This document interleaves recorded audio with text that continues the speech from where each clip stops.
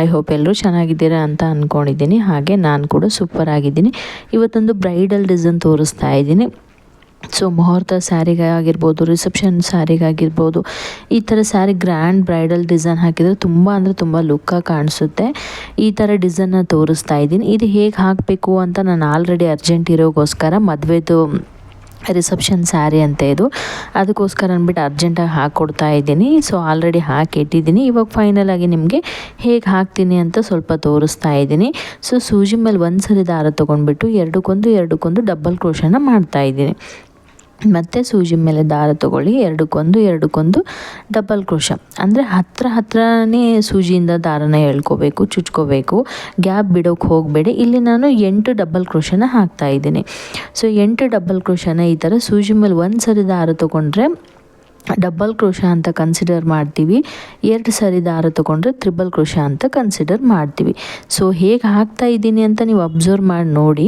So ನಿಮಗೆ ಗೊತ್ತಾಗುತ್ತೆ. ಯಾವುದೇ ಒಂದು ವಿಷಯ 2 ಸಾರಿ ತಿಳ್ಕೊಂಡ್ರೆ ಸಾಕು, ನಮಗೆ ಲೈಫ್ ಲಾಂಗಲ್ಲಿ ನೆನಪಿರೋ ಥರ ನಮಗೆ ಬರುತ್ತೆ. ಸೊ ಸಡನ್ ಸುಮ್ಮನೆ ಒಂದು ಸೆಕೆಂಡ್ ಬಂದು ನೋಡಿದರೆ ನಿಮ್ಗೆ ಅರ್ಥ ಆಗಲ್ಲ.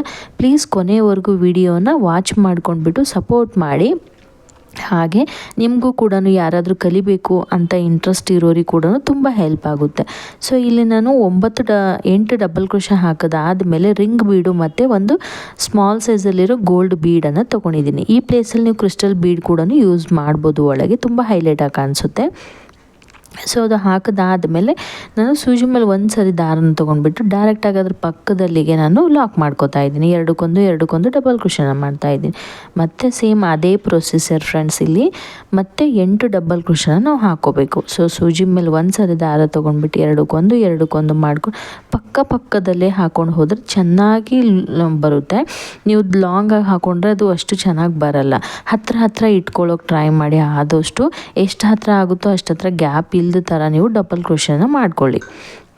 ಸೊ ಈ ಥರ 9 ಡಬಲ್ ಕ್ರೋಶ ಹಾಕೋದಾದಮೇಲೆ ಮತ್ತೆ ನೀವು 2 ಚೈನ್ ಹಾಕಿ ಮತ್ತೆ ಸೇಮ್ ಪ್ರೊಸೆಸರ್ 9 ಡಬಲ್ ಕ್ರೋಶ ಹಾಕೊಂಡು ಹೋಗೋದು.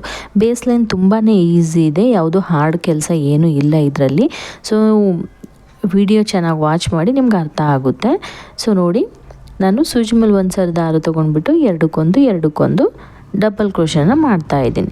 ತುಂಬ ಹೈಲೈಟ್ ಆಗಿದೆ ಈ ಡಿಸೈನ್ ಬಂದುಬಿಟ್ಟು. ತುಂಬ ಅಂದರೆ ತುಂಬ ಚೆನ್ನಾಗಿ ಕಾಣಿಸ್ತಾ ಇತ್ತು ಡಿಸೈನ್. ಫೈನಲ್ ಎಲ್ಲ ಆದಮೇಲೆ ಈ ಡಿಸೈನ್ ಬಂದುಬಿಟ್ಟು ನಾನು ತುಂಬ ಸಾರಿ ಕಟ್ಟಿದ್ದೀನಿ. ಯಾಕಂದರೆ ಈ ಡಿಸೈನ್ ತುಂಬ ಹೈಲೈಟ್ ಆಗಿರೋಗೋಸ್ಕರ ತುಂಬ ಜನ ಬಂದುಬಿಟ್ಟು ಇದೇ ಡಿಸೈನ್ ಬೇಕು ಅಂತಲೇ ಕೇಳಿ ನನ್ನ ಹತ್ರ ಇದು ಮಾಡ್ತಾರೆ. ಸೊ ಒಂದು ವಾರದಲ್ಲಿ ನಾನು ಈ ಡಿಸೈನ್ ಎಷ್ಟು ಸರಿ ಕಟ್ಟಿರ್ಬೋದು ಹೇಳಿ ನೀವು? ಒಂದು ವಾರದಲ್ಲಿ ನಾನು ಈ ಡಿಸೈನು 4ರಿಂದ 5 ಸ್ಯಾರಿ ಕಟ್ಕೊಟ್ಟಿದ್ದೀನಿ. ಇದೇ ಡಿಸೈನ್ ನನಗೆ ಬೇಕು ಅಂತ ಹೇಳಿಬಿಟ್ಟು. ಸೊ 5 ಸ್ಯಾರಿ, ಮಿನಿಮಮ್ 5 ಸ್ಯಾರಿ ಆದರೂ ನಾನು ಕಟ್ಟಿದ್ದೀನಿ. ಸೊ ತುಂಬ ಚೆನ್ನಾಗಿ ಅನ್ನಿಸ್ತಾ ಇತ್ತು ಈ ಡಿಸೈನ್ ಬಂದುಬಿಟ್ಟು. ತುಂಬ ಹೈಲೈಟಾಗಿ ಕೂಡ ಅನಿಸುತ್ತೆ. ಹೈಲೈಟ್ ಅಂದರೆ ಹೇಗಂತೀರಾ ಅಂದರೆ ತುಂಬ ಒಂಥರ ಡಿಫ್ರೆಂಟ್ ಲುಕ್ ಕೊಡುತ್ತೆ, ಡೀಸೆಂಟ್ ಲುಕ್ಕು ಕೂಡ ಕೊಡುತ್ತೆ ಆ ಥರ ಡಿಸೈನು. ಸೊ ಬೇಸ್ ಲೈನ್ ನೀವು ಇದೇ ಥರ ಕಂಟಿನ್ಯೂ ಹಾಕ್ಕೊಂಡು ಹೋಗಬೇಕು. ಸೆಕೆಂಡ್ ಲೈನ್ ಬಂದುಬಿಟ್ಟು ಈ ಥರ ನಾನು ಪಿಕಾಟ್ ಲೈನ್ನ ಫಾರ್ಮ್ ಮಾಡ್ಕೊಂಡಿದ್ದೀನಿ. ಸೊ ನಾನು ಆಲ್ರೆಡಿ ಎಲ್ಲ ವೀಡಿಯೋದಲ್ಲಿ ಪಿಕಾಟ್ ಡಿಸೈನ್ ಹೇಗೆ ಹಾಕಬೇಕು ಅಂತ ನಾನು ತೋರಿಸಿದ್ದೀನಿ. ಸೊ ಇದು ಸ್ಟಾರ್ಟಿಂಗ್ ಅಂತಲೇ ತಿಳ್ಕೊಳ್ಳಿ. ಇವಾಗ ನಾವು ಸ್ಟಾರ್ಟಿಂಗ್ ಹೆಂಗೆ ಲಾಕ್ ಮಾಡ್ತೀವಲ್ವ, ಸೊ ಲಾಕ್ ಆದಮೇಲೆ ಇಲ್ಲಿ ನಾನು ಸಿಂಗಲ್ ಲಾಕ್ನ ಮಾಡ್ಕೊಂಡು ಹೋಗ್ತಾ ಇದ್ದೀನಿ.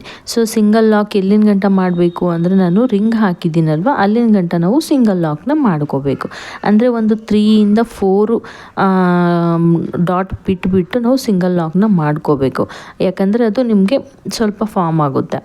ಅಲ್ಲಿಂದ ನಾನು ಡೈರೆಕ್ಟಾಗಿ ಸೂಜಿ ಮೇಲೆ ಮತ್ತೆ ಒಂದು ಸರಿ ದಾರ ತೊಗೊಂಡ್ಬಿಟ್ಟು ಎರಡಕ್ಕೊಂದು ಡಬಲ್ ಕ್ರೋಶನ ಮಾಡ್ತೀನಿ. ಸೊ ನಾನು ಹೇಗೆ ಮಾಡ್ತೀನಿ ಅಂತ ನೀವು ಅಬ್ಸರ್ವ್ ಮಾಡ್ಕೊಳ್ಳಿ, ನಿಮಗೆ ಗೊತ್ತಾಗುತ್ತೆ. ಯಾಕಂದ್ರೆ ನಾನು ಫಾಸ್ಟ್ ಕೂಡ ವಿಡಿಯೋ ಹಾಕಿಲ್ಲ. ಸೊ ತುಂಬ ಸ್ಲೋ ಆಗಿ ಹೇಳ್ಕೊಡ್ತಾ ಇದ್ದೀನಿ, ನಿಮಗೆ ಅರ್ಥ ಆಗುತ್ತೆ ಅಂತ. ಸೊ ನೋಡಿ, ಇಲ್ಲಿ ಇವಾಗ ನಾನು ಒಂದೊಂದು ಹೋಲ್ಗೂ ಒಂದೊಂದು ಡಬಲ್ ಕ್ರೋಶ ಹೋಲಿಗೂ ಒಂದೊಂದು ಹೋಲ್ ಇರುತ್ತೆ. ಆ ಹೋಲ್ಗೆ ನಾನು ಸಿಂಗಲ್ ಲಾಕ್ನ ಮಾಡ್ಕೊಂಡಿರೋದು. ಇವಾಗ ನಾನು ಸೂಜಿ ಮೇಲೆ ಒಂದು ಸರಿ ದಾರ ತೊಗೊಂಡ್ಬಿಟ್ಟು ಡೈರೆಕ್ಟ್ ರಿಂಗ್ ಒಳಗಡೆಯಿಂದ ದಾರನ ಮೇಲಕ್ಕೆತ್ತಿ ಎರಡಕ್ಕೊಂದು ಡಬಲ್ ಕ್ರೋಶನ ಮಾಡ್ತಾಯಿದ್ದೀನಿ. ಸೊ ಡಬಲ್ ಕ್ರೋಶ ಆದಮೇಲೆ ಫ್ರೆಂಡ್ಸ್ 3 ಚೈನನ್ನು ಹಾಕ್ತಾಯಿದ್ದೀನಿ.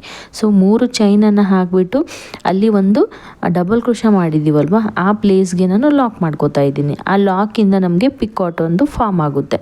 ಅಂದರೆ ಒಂದು ಡಬಲ್ ಕ್ರೋಶ ಮಾಡಬೇಕು, 3 ಚೈನನ್ನು ಹಾಕಬೇಕು, ಅಲ್ಲಿಗೆ ಲಾಕ್ ಮಾಡಿಕೊಂಡ್ರೆ ಒಂದು ಪಿಕಾಟ್ ಫಾರ್ಮ್ ಆಗುತ್ತೆ. ಮತ್ತು ಅಲ್ಲಿಂದ ಡಬಲ್ ಕ್ರೋಶನ ಮಾಡಿಬಿಟ್ಟು 3 ಚೈನನ್ನು ಹಾಕಿಬಿಟ್ಟು ಇದೇ ಥರ ನಾವು ರೌಂಡಾಗಿ ಆರ್ಚ್ ನಮಗೆ ಫಾರ್ಮ್ ಆಗುತ್ತೆ ಇಲ್ಲಿ. ಸೊ ನೀವು ನೋಡ್ತಾ ಇದ್ರಲ್ಲ ರೌಂಡ್ ಆರ್ಚ್ ಹೆಂಗೆ ಕಾಣಿಸ್ತಾ ಇದೆ ಅಂತ.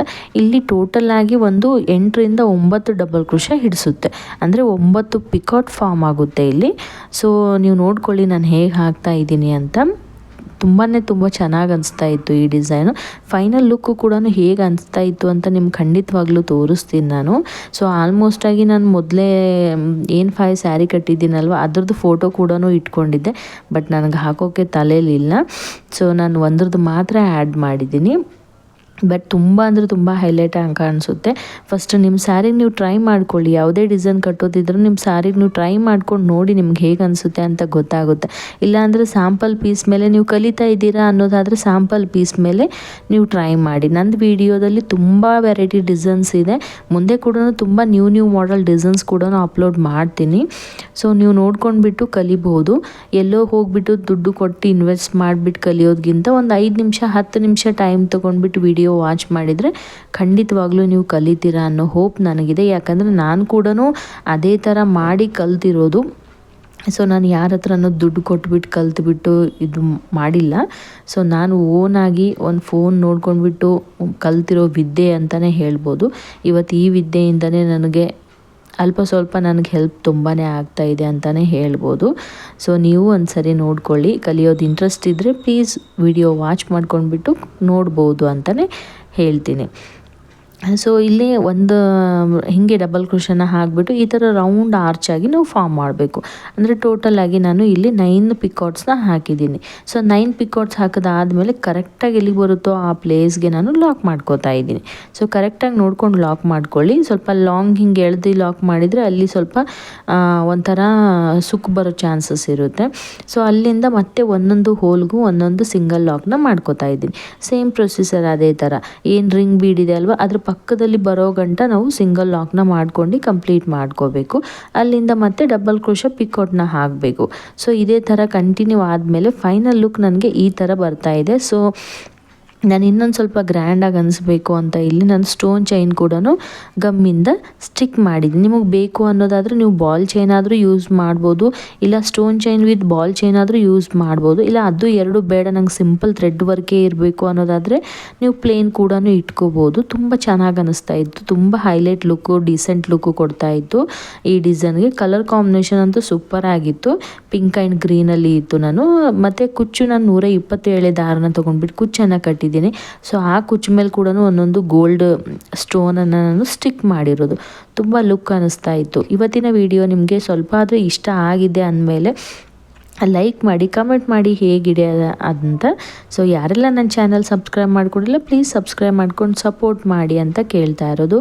Thank you so much friends ಎಲ್ಲರಿಗೂ. ಮುಂದಿನ ವಿಡಿಯೋದಲ್ಲಿ ಬರ್ತೀನಿ. Bye friends.